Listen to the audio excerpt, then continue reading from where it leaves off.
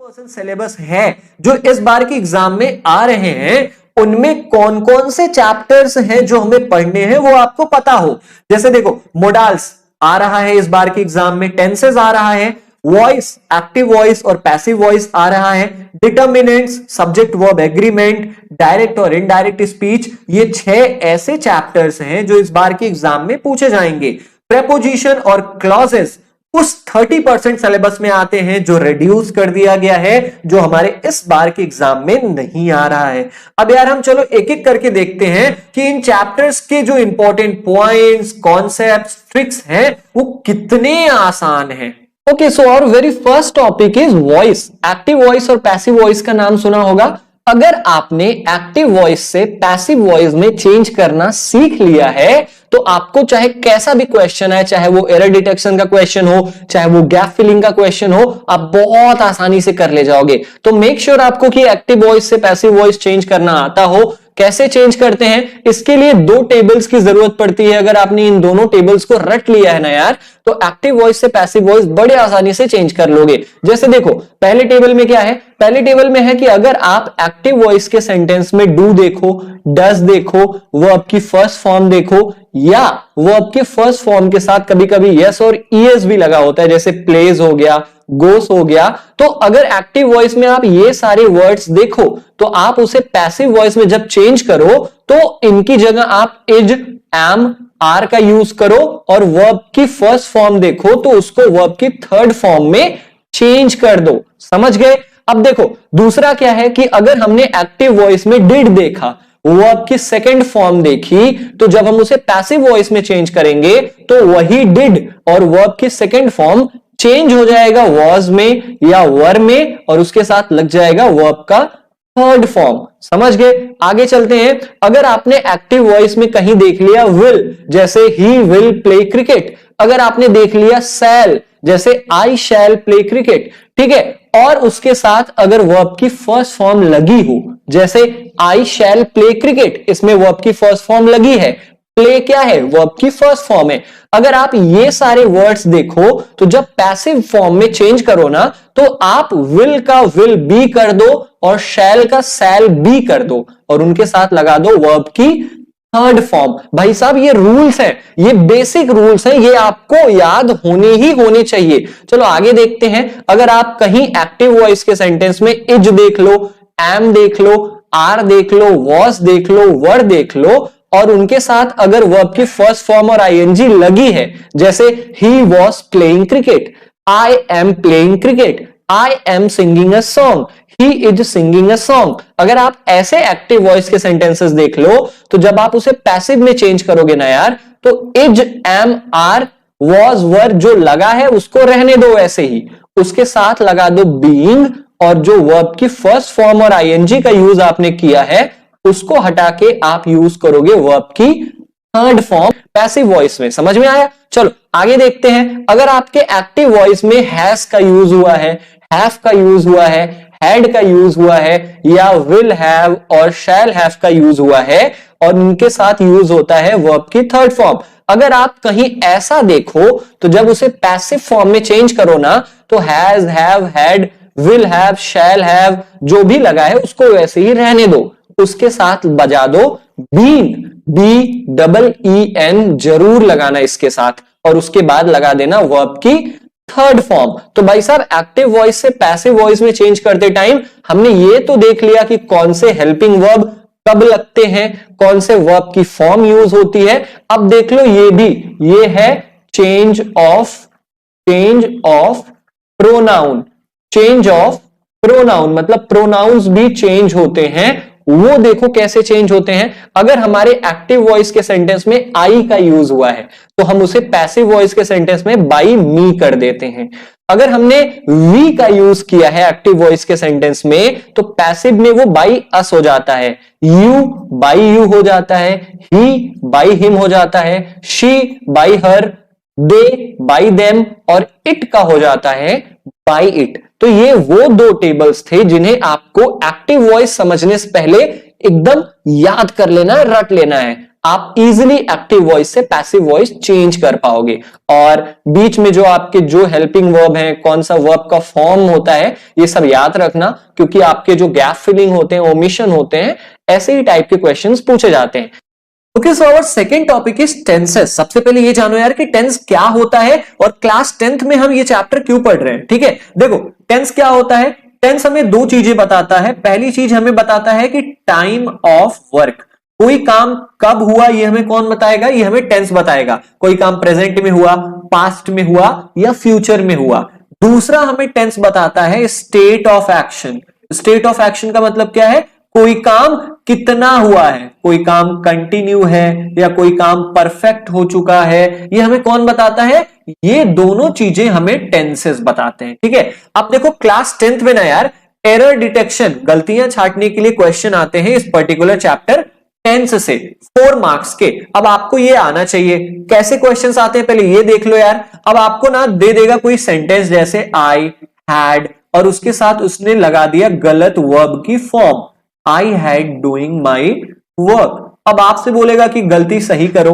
अब आप देखोगे कि हैड के बाद डूइंग का यूज ना होके डन का यूज होना चाहिए। अब आपको ये कैसे पता चलेगा, जब ये टेबल आपको याद होगा। अगर आपको ये याद है कि कौन से टेंस में कौन सी हेल्पिंग वर्ब, कौन सी वर्ब की फॉर्म यूज होती है, तो आप एरर डिटेक्शन, ओमिशन के कैसे भी क्वेश्चंस आए बड़े इजीली से कर ले जाओगे। ठीक है, तो आज हम यही देखेंगे कि कौन से टेंस की कौन सी हेल्पिंग वर्ब है और कौन सी वर्ब की फॉर्म है। ठीक है, हमारा पहला टेंस है present indefinite tense, first tense है। इसकी हेल्पिंग वर्ब है डू और डज। डू हमारा प्लूरल सब्जेक्ट के साथ यूज होता है, डज हमारा सिंगुलर सब्जेक्ट के साथ यूज होता है। लेकिन डू और डज दोनों ही या तो निगेटिव सेंटेंस में यूज होंगे या तो इंट्रोगेटिव सेंटेंस में। कभी भी पॉजिटिव सेंटेंस में प्रेजेंट इंडेफिनिट के डू डज का यूज नहीं होता। जैसे I play cricket, I play cricket, ये प्रेजेंट इंडेफिनिट का पॉजिटिव सेंटेंस है, लेकिन डू डज का यूज नहीं हुआ क्योंकि डू डज केवल निगेटिव और इंट्रोगेटिव में यूज होता है। ठीक है, प्रेजेंट कॉन्टिन्यूअस, प्रेजेंट कॉन्टिन्यूअस का हेल्पिंग वर्ब क्या है, इज, एम और आर। इज सिंगुलर सब्जेक्ट के साथ, एम आई के साथ और आर प्लूरल सब्जेक्ट के साथ। वर्ब की फॉर्म कौन सी यूज होती है, वर्ब की फर्स्ट फॉर्म प्लस आईएनजी का यूज होता है। ठीक है, प्रेजेंट परफेक्ट हमारा तीसरा टेंस है। इसमें कौन से हेल्पिंग वर्ब का यूज होता है, हैज और हैव का।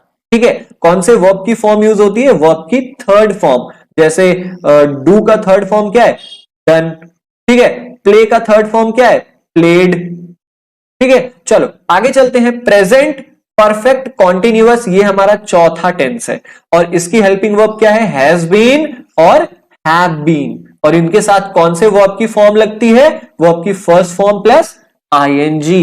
अब देखो मैं आपको एक ट्रिक बताता हूं हेल्पिंग वर्ब और वर्ब की फॉर्म याद करने की। कौन सी ट्रिक है, देखो यार, जहां भी कोई भी परफेक्ट का टेंस हो, परफेक्ट का टेंस चाहे वो प्रेजेंट परफेक्ट हो, चाहे वो पास्ट परफेक्ट हो, चाहे वो फ्यूचर परफेक्ट हो, ठीक है, उसमें जो हेल्पिंग वर्ब होती है वो या तो हैज होगी, हैव होगी, हैड होगी, विल हैव और शैल हैव होगी। लेकिन वर्ब का फॉर्म हमेशा वर्ब की थर्ड फॉर्म, वर्ब की थर्ड फॉर्म, वर्ब की थर्ड फॉर्म। जहां भी परफेक्ट देखो वहां पे कौन से वर्ब की फॉर्म, वर्ब की थर्ड फॉर्म। जहां भी कॉन्टिन्यूअस देखो वहां पर कौन से वर्ब की फॉर्म, वहां पर वर्ब की फर्स्ट फॉर्म प्लस आईएनजी का यूज होना चाहिए। तो इस तरीके से आप हेल्पिंग वर्ब, वर्ब की फॉर्म याद कर सकते हो यार। ये आपको एरर डिटेक्शन, ओमिशन और गैप फिलिंग तीनों में बहुत ज्यादा काम आने वाले हैं। ठीक है, बस इतना ही करना है आपको। चलो हमने टेंस देख लिया, अब हम चलते हैं अपने नेक्स्ट टॉपिक पर। Okay, so our third topic is subject verb agreement. यार इस पूरे टॉपिक में ना हम सेटिंग कराना सीखेंगे। पंडित जी लोग होते हैं, अगर आपकी शादी नहीं हो रही होती है तो आप कहते हो ना कि पंडित जी मेरी सेटिंग करा दो। तो पंडित जी क्या करते हैं, पंडित जी अगर आप पतले लड़के हो तो पंडित जी आपके लिए पतली लड़की ढूंढेंगे, यही तो करते हैं ना। अब अगर आप मोटे लड़के हो तो पंडित जी आपके लिए मोटी लड़की ढूंढेंगे, यही तो करते हैं पंडित जी लोग। बस आपको भी यही करना है। आपको क्या करना है, आपको देखना है कि किसी सेंटेंस में जो सब्जेक्ट है वो उस सेंटेंस के वर्ब के साथ एग्री कर रहा है या नहीं कर रहा है। एग्री कर रहा है मतलब अगर किसी सेंटेंस का सब्जेक्ट सिंगुलर है तो उस सेंटेंस का वर्ब भी सिंगुलर ही होना चाहिए, नहीं तो वो गलत हो जाएगा। अगर किसी सेंटेंस का सब्जेक्ट प्लूरल है तो उस सेंटेंस का वर्ब भी प्लूरल ही यूज होना चाहिए। जैसे देखो, ही हमारा सिंगुलर सब्जेक्ट है, तो ही के साथ हम हमेशा क्या यूज करेंगे, इज का यूज करेंगे, ना कि आर का। समझ गए? क्योंकि आर हमारा प्लूरल है और आर के साथ ही का नहीं बल्कि दे का यूज होता है। They are, he is. समझ गए? बस इतना ही करना था हमें इस सब्जेक्ट वर्ब एग्रीमेंट में। चलो अब आप यहां पर ये देख लो यार कि सब्जेक्ट सिंगुलर कब होता है और कोई भी सब्जेक्ट प्लूरल कब होता है, और वर्ब सिंगुलर कब होता है और प्लूरल कब होता है, यहां पर ये हमने बताया है। देखो, कोई भी सब्जेक्ट, नाउन, नाउन का मतलब सब्जेक्ट, ठीक है। चलो यहां पर नाउन मतलब सब्जेक्ट मान के चलना। अगर कोई सब्जेक्ट सिंगुलर है मतलब उसमें यस और ईएस नहीं लगा है। विथआउट यस या ईएस अगर कोई सब्जेक्ट है तो वो सब्जेक्ट सिंगुलर है। जैसे बॉय हो गया, कार हो गया, ये दोनों सब्जेक्ट सिंगुलर है, ठीक है। अब अगर देखो कोई सब्जेक्ट यस या ईएस उस सब्जेक्ट में लगा है तो वो सब्जेक्ट प्लूरल हो जाएगा। जैसे देखो, बॉयस हो गया, कार्स हो गया, ठीक है। अब वर्ब की बारी आती है। अब अगर किसी वर्ब में यस और ईएस लगा है तो वो वर्ब क्या हो जाएगी, सिंगुलर होगी। जैसे देखो, प्लेस सिंगुलर वर्ब है, गोज सिंगुलर वर्ब है, पार्क्स सिंगुलर वर्ब है, क्योंकि इसमें एस और ईएस लगा हुआ है। जिस वर्ब में यस और ईएस लगा होता है वो सिंगुलर वर्ब होता है, और जिस वर्ब में यस और ईएस नहीं लगा होता वो प्लूरल वर्ब होता है। जैसे प्ले हो गया, गो हो गया। समझ गए? अब देखो ट्रिक क्या है, आप कैसे पहचानोगे कि कोई सब्जेक्ट सिंगुलर है या कोई वर्ब सिंगुलर है, आप कैसे पहचानोगे? देखो, उस सेंटेंस को ना हिंदी में कन्वर्ट करो और देखो अगर उस सेंटेंस के लास्ट में है की प्रोनाउंसिएशन आ रही हो। है के ऊपर देखो यहां पर चंद्र बिंदु दी है मैंने, है वाला अगर प्रोनाउंसिएशन आ रहा है तो वो जो सब्जेक्ट है, वो जो वर्ब है, वो प्लूरल वर्ब है। समझ गए? और अगर हमें उस सेंटेंस को जब अगर हम हिंदी में प्रोनाउंस करते हैं तो लास्ट में हमें है के जगह है वाला प्रोनाउंसिएशन आता है तो वो सिंगुलर वर्ब है। समझ गए? यही था इस पर्टिकुलर सब्जेक्ट वर्ब एग्रीमेंट का ट्रिक। जैसे देखो, they are singing a song, वे लोग गाना गा रहे हैं। देखो, जब इसे आप बोलोगे ना कि वे लोग गाना गा रहे हैं तो आपको है वाला प्रोनाउंसिएशन निकलेगा। है वाला मतलब चंद्र बिंदु होगी यहां पर, और जिसके लास्ट में चंद्र बिंदु, समझ लो वो प्लूरल वर्ब है। समझ गए? चलो, आई थिंक आपको ये सब्जेक्ट वर्ब एग्रीमेंट अच्छे समझ में आ गया होगा। अब चलते हैं अपने नेक्स्ट टॉपिक पर। Okay, so our next topic is determiners. इस पर्टिकुलर चैप्टर से ना हमारे क्लास 10th में कैसे क्वेश्चंस आते हैं, गैप फिलिंग आपने नाम सुना होगा। गैप फिलिंग में क्वेश्चंस इस पर्टिकुलर चैप्टर डिटरमिनर से ही पूछे जाते हैं।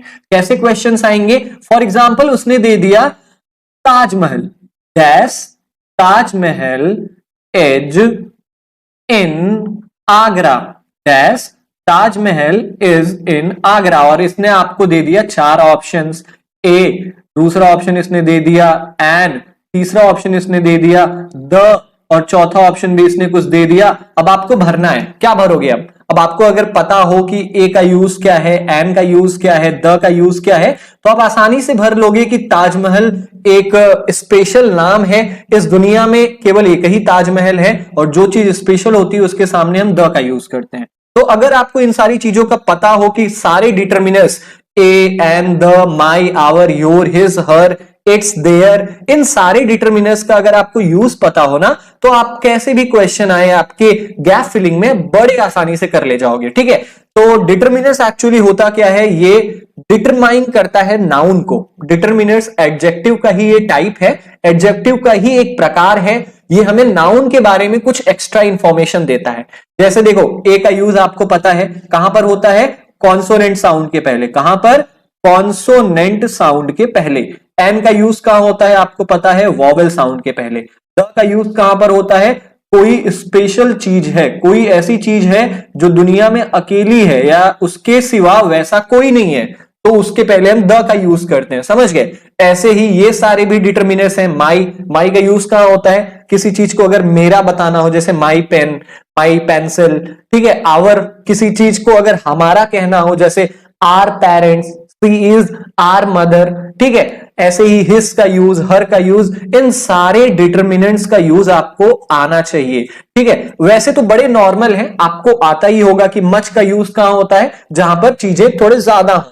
मेनी की यूज कहां पर होता है? मेनी का यूज होता है काउंटेबल नाउन्स के पहले, मच का यूज होता है अनकाउंटेबल नाउन के पहले। जब हम डिटरमिनर्स को फुल डिटेल्ड में पढ़ेंगे ना, तो इन सारे अलग अलग डिटरमिनर्स की हम आपको यूजेस भी बताएंगे। बस अभी के लिए इतना जानो कि डिटरमिनर्स क्या होते हैं। डिटरमिनर्स वो वर्ड्स होते हैं जो नाउन के पहले यूज होते हैं और नाउन के बारे में कुछ बताते हैं। डिटरमिनर्स हमारे कई टाइप्स के हो सकते हैं, articles, possessives, demonstratives, interrogative, quantifiers, numbers, ordinals. Ordinals में जैसे फर्स्ट, सेकेंड, लास्ट, नेक्स्ट।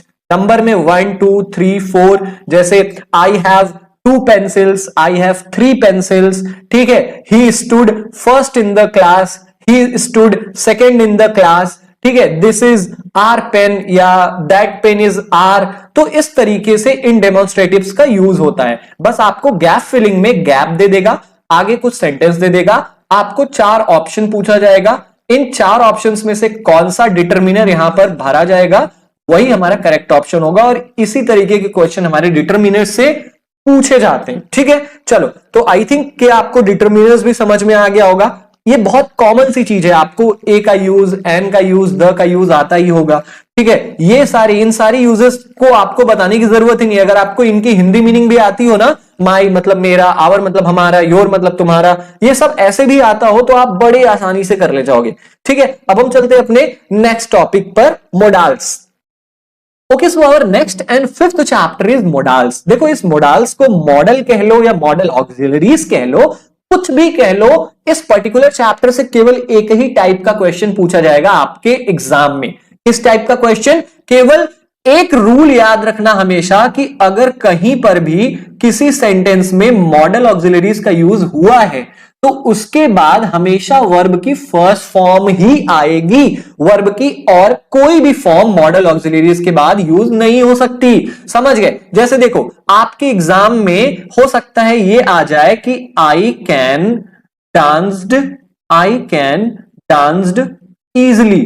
अब यहां पर आपको यहां पर उसने कह दिया कि चलो गलती पहचानो, एरर को डिटेक्ट करो, तो आप क्या कहोगे? आप कहोगे कि भैया कैन तो हमारा मॉडल है, मॉडल ऑक्सिलरीज है, और इसके बाद हमेशा वर्ब की फर्स्ट फॉर्म आती है क्योंकि ये फॉर्मूला हमने पढ़ा है। ये डांस्ड तो वर्ब की थर्ड फॉर्म है, वर्ब की फर्स्ट फॉर्म क्या हो जाएगी? डांस हो जाएगी। अब सही हो गया, आई कैन डांस इजली। ठीक है, पप्पू कैन डांस आला। तो बस एक ही टाइप का क्वेश्चन आता है कि मॉडल ऑक्सिलरीज के बाद हमेशा वर्ब की फर्स्ट फॉर्म ही आती है, इस बात का याद रखना। ठीक है, फॉर्मेलिटी के लिए इन सारे मॉडल ऑक्सिलरीज का यूज भी पढ़ लेना, एक बार आपको आना चाहिए, लेकिन क्वेश्चन केवल इसी टाइप का आता है, याद रखना।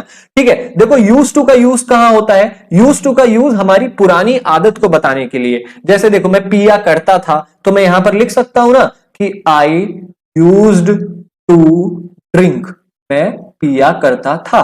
ठीक है, ऐसे ही शुड का यूज, शुड का मतलब होता है कि अगर किसी को एडवाइस देना हो, किसी को किसी के ड्यूटी के बारे में बताना हो, या उससे पोलाइट रिक्वेस्ट करनी हो, बहुत ही विनम्र निवेदन करना हो, तो वहां पर हम शुड का यूज करते हैं। जैसे हमने कह दिया कि you should respect your parents, तुम्हें अपने माता पिता की क्या करनी चाहिए? इज्जत करनी चाहिए। तो ये क्या किया हमने एडवाइस दिया। एडवाइस देने के लिए हम शुड का यूज करते हैं। ठीक है, ऐसे ही देखो, मे का यूज कहां होता है? मे का यूज होता है पॉसिबिलिटी बताने के लिए। अगर किसी चीज के होने की संभावना है, जैसे बादल घिरा हुआ है और आज बारिश हो सकती है, तो आप कहोगे कि इट मे रेन टुडे। ठीक है, किसी का पर्पस बताने के लिए। जैसे अगर मैं ये कहूं कि मेरा भाई मार्केट गया है और हो सकता है वो सब्जी लेके आए, ठीक है, तो हम ऐसा कह सकते हैं ना कि my brother may bring vegetables, मेरा भाई जो है वो सब्जियां ला सकता है, ये उसका पर्पस है।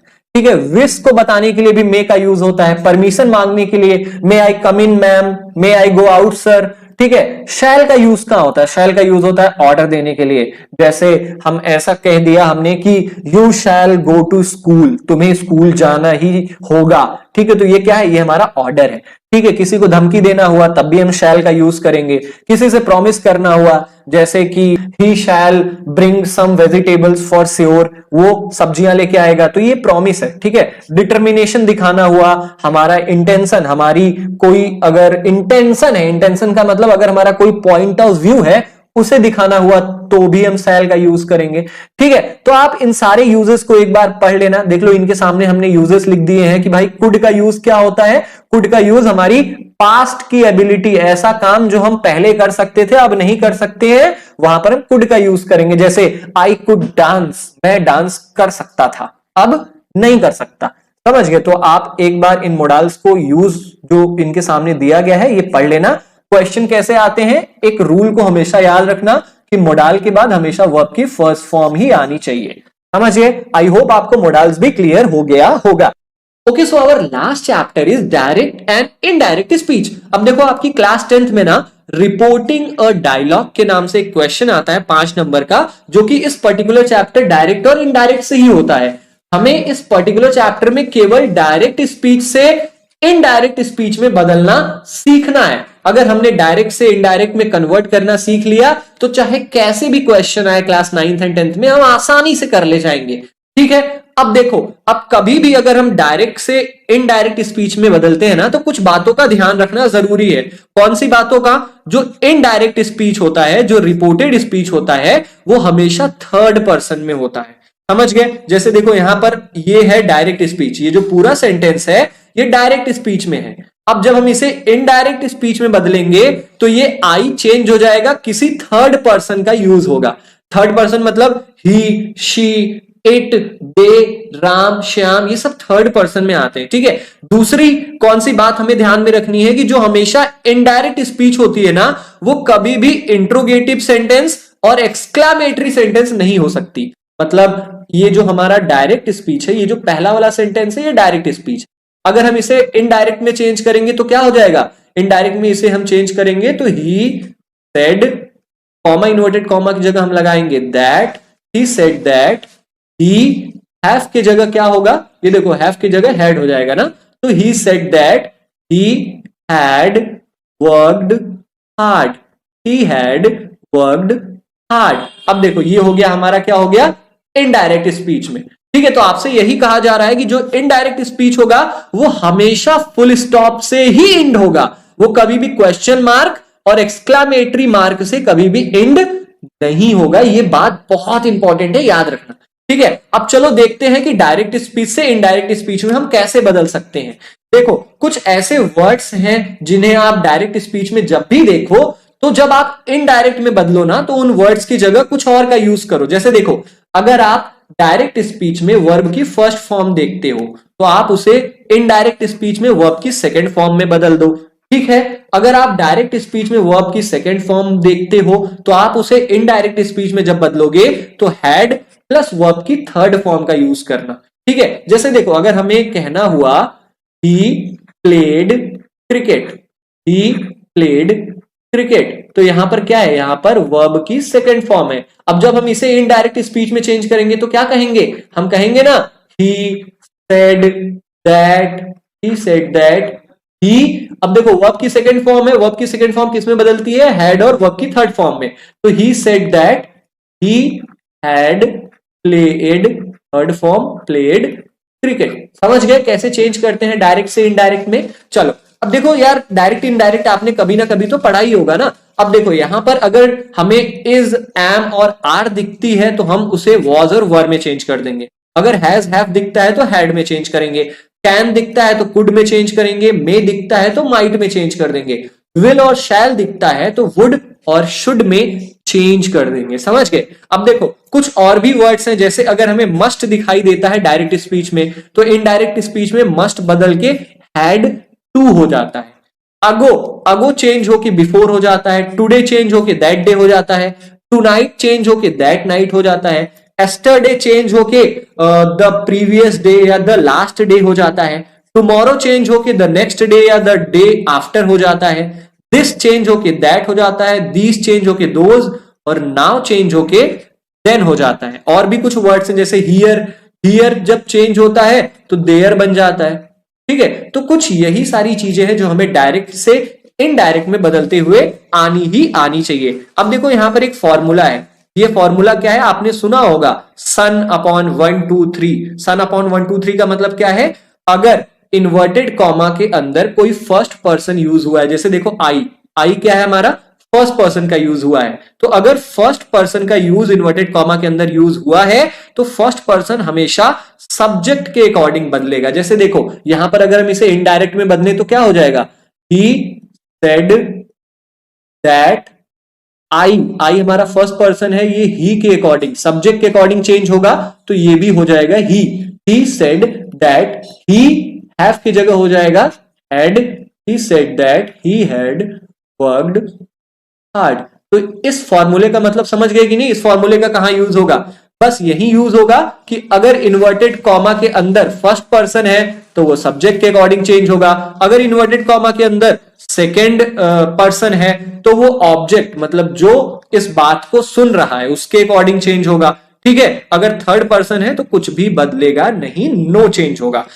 Okay, so this is all about the chapter. हमने जो 6 चैप्टर्स हमारे इंग्लिश ग्रामर क्लास 9th और 10th में आ रहे हैं उन 6 चैप्टर्स को हमने पढ़ लिया और बहुत ही इजीली पढ़ा है। अब देखो यार, इन 6 चैप्टर्स के अलग अलग चैप्टर्स के एक्सप्लेनेशन भी हम लेके आएंगे और इसके लिए आप हमारे चैनल के साथ बनी रहिए। जितना ज्यादा हो सके यार वीडियो को शेयर करो, क्योंकि वीडियो आप भी समझ रहे हो कि कितना इंपॉर्टेंट है। मिलते हैं अपनी अगली वीडियो में, तब तक के लिए जय हिंद।